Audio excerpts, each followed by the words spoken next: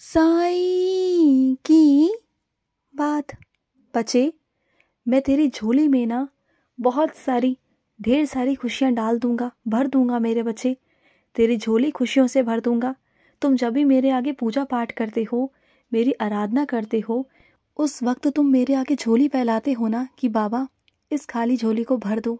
तो सुनो ना, तुम्हारा ये फ़कीर बाबा खुद तो फ़कीर है, लेकिन तुम्हारी झोली भर देगा, तुम्हें इतना धनवान कर देगा, तुम्हारे जीवन में इतनी सारी खुशियाँ भर देगा कि तुम कभी भी ना हारोगे नहीं ज़िंदगी में।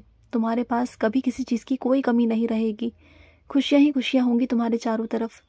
तुम्हारे रिश्ते, तुम्हारे अपने, सब कुछ तुम्हारे पास होगा। तुम्हारा प्यार तुम्हारे पास होगा, सब कुछ तुम्हारे पास होगा। तुम देख लेना, जो तुम रोज़ मेरे आगे अरदासें करते हो ना, रोज़ मुझसे खुशियाँ मांगते हो ना, तो खुशियाँ मैं तुम्हें दे रहा हूँ, लेकिन उन खुशियों को संभाल कर रखना। मैं तुम्हें देता जा रहा हूँ, उसे संभालते जाओ। ये तुम्हारा काम है संभालना, मेरा काम तुम्हें देना है, और तुम उसे संभालते जाओ मेरे बच्चे। और सुनो, जिसने तुम पर दोष लगाया है ना कि तुम लालची हो, तुम स्वार्थी हो, तो कहने दो, क्योंकि वो खुद ही ऐसा इंसान है मेरे बच्चे। उसकी सोच ही खुद ऐसी है। जो तुम पर इल्ज़ाम लगा रहा है ना, उसकी खुद की सोच ऐसी है, तो वो क्या करेगा बोलो ना। तुम्हारी सोच ऐसी नहीं।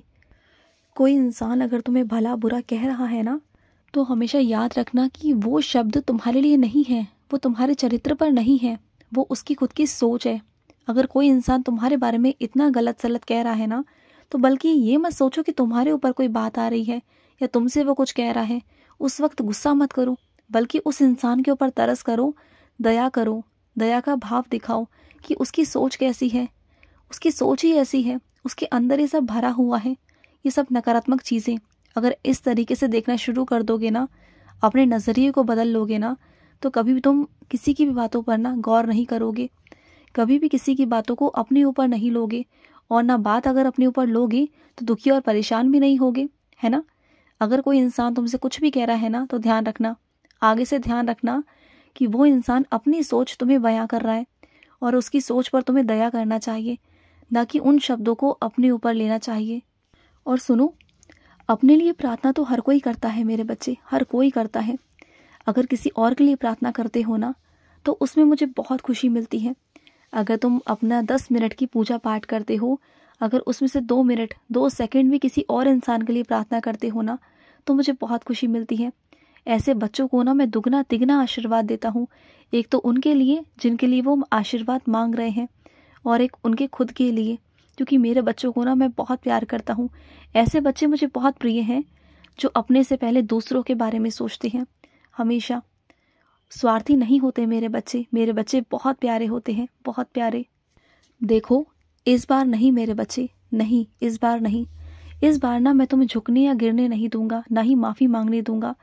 बस बहुत हुआ ना, तुमने हर बार माफ़ी मांगी है, चाहे तुम्हारी गलती हो ना हो, उसके बावजूद भी तुम आगे झुकी हो। हर बार तुमने ही रिश्ते को बचाने की कोशिश की, हर बार तुमने ही पहल की, हर बार तुमने ही किया। देखो, मानता हूँ कि आगे पहल करने से कोई झुकता नहीं, लेकिन हर बार, इस बार नहीं मेरे बच्चे। अगर वो अपनी नाराज़गी ज़ाहिर कर रहे हैं तो करने दो, क्योंकि उन्हें खुद भी समझने की ज़रूरत है। वो अपने ही ज़िंदगी में इतना मस्त है ना कि उन्हें सच दिखाई दे ही नहीं रहा।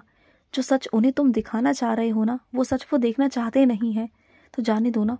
जो इंसान सच देखना ही नहीं चाहता, जो तुम पर गलत सलत इल्ज़ाम लगा रहा है, कुछ गलत बोल रहा है ना, तो जाने दो। ऐसे इंसान को उसके हाल पर छोड़ दो। जब सही वक्त आएगा ना, तब उसे सारा सब कुछ समझ में आ भी जाएगा। समझ गए ना। और ना तुम्हारे मन को ना मैं ठेस नहीं पहुंचने दूंगा मेरे बच्चे, बिल्कुल नहीं। इस बार तो बिल्कुल भी नहीं कि तुम्हारे मन को कोई ठेस पहुंचाए ना, ये मुझे बिल्कुल बर्दाश्त नहीं, बिल्कुल भी नहीं है। और सुनो, अगर किसी मेरे बच्चे को उदी की ज़रूरत है ना, और तुम्हारे पास अगर उदी है ना, तो उसे दे देना। ये मत सोचना कि तुम्हारे पास कम पड़ जाएगी। अगर तुम उसे दोगे ना, तो मैं चाहे जैसे मर्जी तुम तक उदी पहुंचाऊं, वो मेरा काम है, मैं पहुंचा दूंगा। लेकिन तुम ना उसकी मदद ज़रूर करना। तुम्हारे हाथों से मैं चाहता हूँ कि कुछ अच्छे कर्म हो, कुछ अच्छी चीज़ें हों मेरे बच्चे।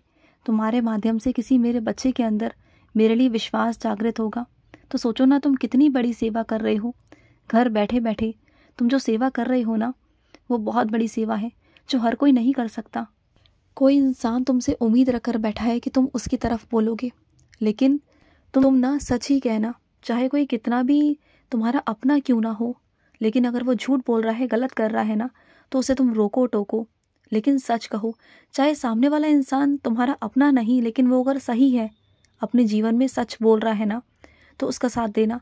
क्योंकि देखो, जीवन में ना सच कहना बहुत ज़रूरी है मेरे बच्चे।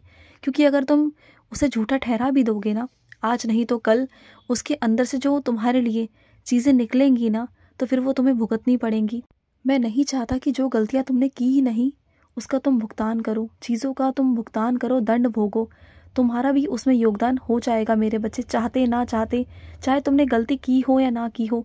लेकिन अगर तुम किसी गलत इंसान का साथ दे रहे हो ना, और सामने वाले का दिल दुखा रहे हो ना, तो फिर उसमें तुम भी भागीदार बन जाओगे, जो मैं बिल्कुल नहीं चाहता कि तुम ऐसा कुछ करो। तो सच ही कहना, और बल्कि जिसने गलत किया है उसे समझाने की कोशिश करो कि उसने गलत किया है, और हो सके तो वो भी माफ़ी मांग ले। और अगर वो नहीं माने ना, तो तुम तो सच ही कहना, बोल देना उसको। क्योंकि हर रिश्ते से बड़ा कर्म है, हर चीज़ से बड़ा कर्म है, इंसानियत सबसे बड़ी है, और कुछ भी बड़ा नहीं मेरे बच्चे, कुछ भी नहीं है। और सुनो, आज जब तुम मेरे आगे जोत जलाओगे ना, तो तुम्हें उसमें मेरा छवि दिखाई दे जाएगी, तुम्हें आज मेरे उसमें दर्शन हो जाएंगे। आज अपने साईं को गौर से देख लेना। आज कहकर तुम्हारे पास आ रहा हूँ, आज कहकर आ रहा हूँ, मुझे ध्यान से देखना। तुम्हें लौ में मैं दिखाई दूंगा मेरे बच्चे, मुझे ध्यान से देख लेना। आज तुम्हारा साईं तुम्हें दर्शन देने आ रहा है, और वो भी बहुत दिनों बाद। तुम बहुत दिनों से कह रहे थे ना कि साईं आपने दर्शन नहीं दिए, तो मैं दर्शन देने आ रहा हूँ मेरे बच्चे।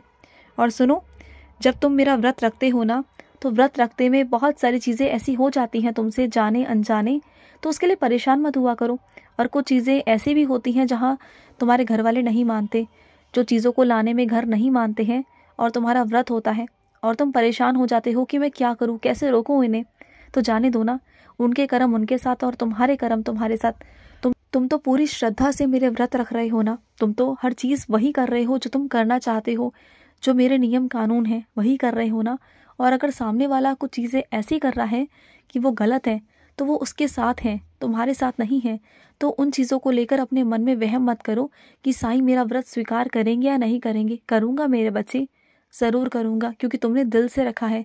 तुमने दिल से जो भी चीज़ की है ना मेरे लिए, मैंने वो सब स्वीकार किया है, बिल्कुल किया है, और आगे भी करूँगा। समझ गए ना।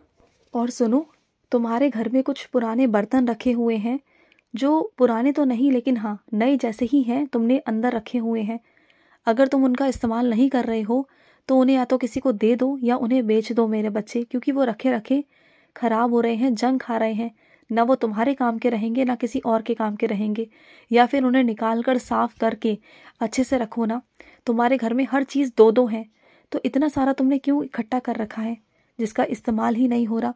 और आगे भी खरीदने लगते हो चीज़ों को देख कर ना, ये लेना है वो लेना है।